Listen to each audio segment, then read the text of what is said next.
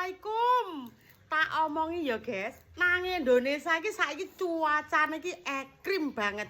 Kadang panas, kadang mendung. Lah makane kuwi nang kulit iso bruntusan. Tapi sampean ora usah bingung ya. Lek kulitmu ngene iki gatel-gatel utawa bruntusan, wis ndang oserono ae ya gawe salep pikang suang ngene iki lho ya, salepe pikang suang. Saiki dioseri ngene iki. Lah iki contone kayak putuku iki lho, bayekku iki ngene iki bruntusan to. Iki bruntusan iki tak oseri ngene iki. Ngene iki tak oseri ngene iki. Saiki ngoseri elah engko sore wis piles, guys. Wis ora gatel. Penak apa ora? Gak ora gatel to? Wes makane semuanya ya ora usah bingung lek kulitmu iki bruntusan, gatel-gatel utawa nek panune ngono kae ndang oleh sono salep pikang suang. Apa le? Pikang suang. Wes ndang tuku